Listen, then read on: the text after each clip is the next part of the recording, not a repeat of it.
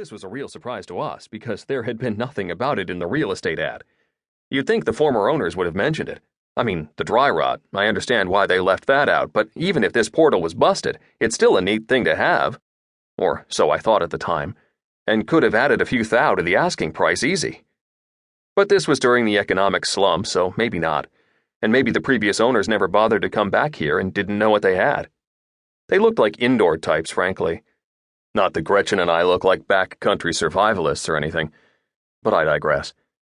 The fact is, this portal was definitely not busted. It was working, and the kids had taken special care uncovering the steps that led to it, tugging out all the weeds from between the stones and unearthing the little flagstone patio that surrounded the whole thing.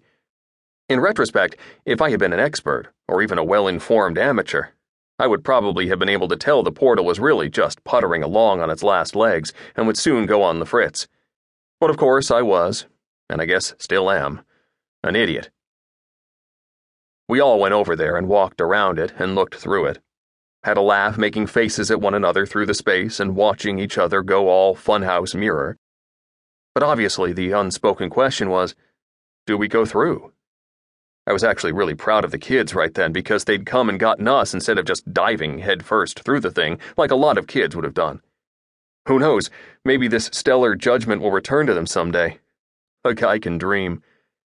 But at this moment, we all were just kind of looking at each other, wondering who was going to test it out.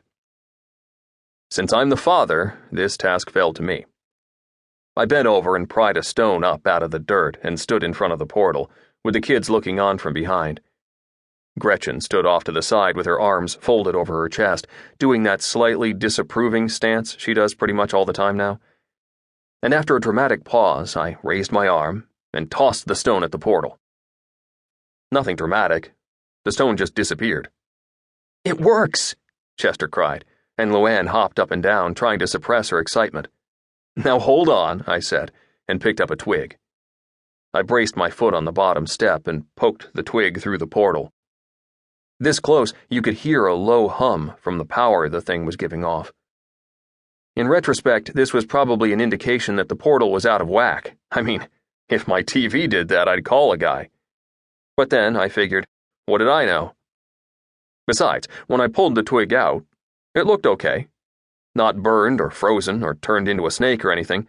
It was just itself. I handed it to Gretchen and she gave it a cursory examination. "Jerry," she said, "I'm not sure." Don't worry.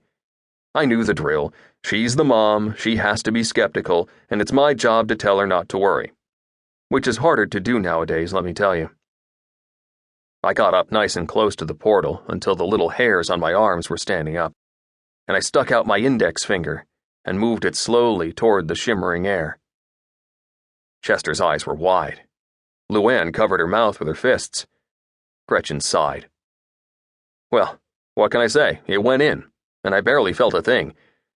It was weird seeing my pointer finger chopped off at the knuckle like that, but when I pulled it out again, voila, there it was, unharmed. My family still silent, I took the bull by the horns and just shoved my whole arm in. The kids screamed. I pulled it out. "What?" I said. "What?" "We could see your blood and stuff." This was Chester. Luann said, "Daddy, that was so gross." "Like an X-ray?" I said. Chester was laughing hysterically now. "Like it got chopped off." "Oh my God, Jerry," Gretchen said, her hand on her heart. My arm was fine, though. In fact, it felt kind of good. Wherever the arm had just been, it was about 5 degrees warmer than this breezy little glade. "Kids," I said, "stand behind me." Because I didn't want them to see what I was about to do. Eventually, we'd get over this little taboo and enjoy watching each other walk super slowly through the portal, revealing our pulsing innards. But for now, I didn't want to freak anyone out, myself least of all. When the kids were safely behind me, Gretchen holding them close, I stuck my head through. I don't know what I was expecting. Middle-earth, or Jupiter, or Tuscany, or what. But I could never in a million years have guessed the truth. I pulled my head out. "It's the vacant lot behind the public library," I said. I think that even then, that very day, we knew the portal was screwed up.